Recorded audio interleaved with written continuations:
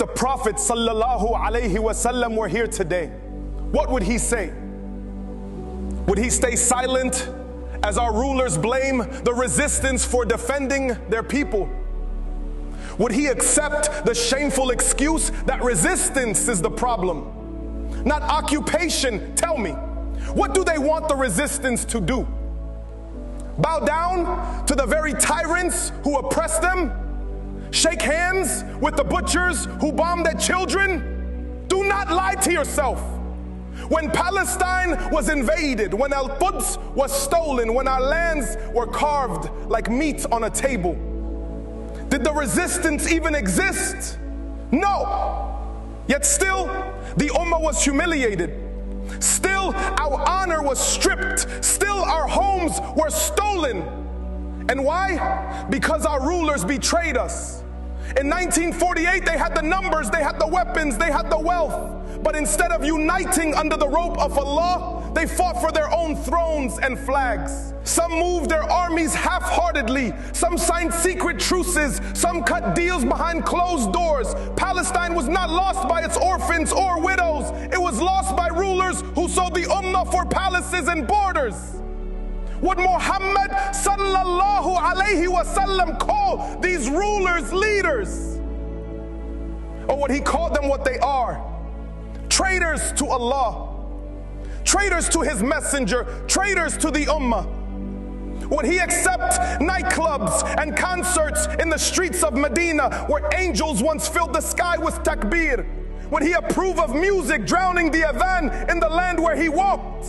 Would he bless rulers who build palaces of gold while children starve at their borders? Would he applaud leaders who sell their souls to America for dollars while blocking aid trucks from reaching their starving brothers and sisters? No, he would weep. He would raise his blessed hands and say, "Oh Allah, I complain to you of my weakness and the betrayal of my people."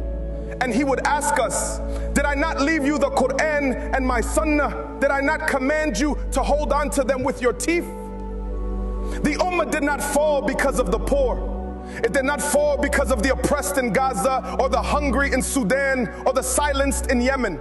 It fell because of those who wore crowns and thrones, who loved their land and titles more than the Ummah of Muhammad sallallahu alaihi wasallam. When the colonizers came, they offered them a deal. Take your flags, take your borders, take your palaces, but give us your Ummah. And they agreed. They divided us with bloodied pens. They betrayed us with their silence. They sold Islam for borders and flags.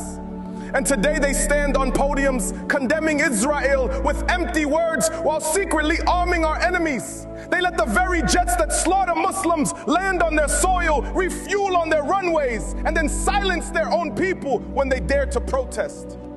But I ask you, O rulers, what will you do when the Zionists come for your land? When their Greater Israel project stretches beyond Palestine into your capitals, your palaces, your kingdoms, will you cry for help? Will you beg the same America you pay to protect you? Will you bow again to your masters, hoping their armies will save your thrones? You had gold to buy weapons, but you built palaces. You had oil to build armies, but you bought yachts and concerts. You had an ummah of youth ready to rise, but you silenced them, jailed them, and called them extremists. And when the occupier's shadow falls on your palace walls, you will realize too late that America cannot save you from Allah's decree. So reflect, O Muslims, if Muhammad stood before us today, would he recognize this ummah as his? Or would he weep at the betrayal? Would he embrace us as his brothers? Or would he turn away from rulers who feed Zionists while starving believers? Would he smile at our stadiums filled with music, or weep at our masajid standing empty? Would he see unity under Quran, or division under flags drawn by colonizers? O Ummah, do not inherit the betrayal of your leaders. Do not excuse their treason. Do not swallow their lies. Stand with Quran. Stand with Sunnah. Stand with the oppressed. Raise your voice for Gaza. Pray for Sudan. Defend the dignity of the believers everywhere, because the Prophet will not defend traitors on the day of judgment. He will defend the sincere. He will defend the truthful. He will defend those who carried his mission with honor. So I ask you, where will you stand?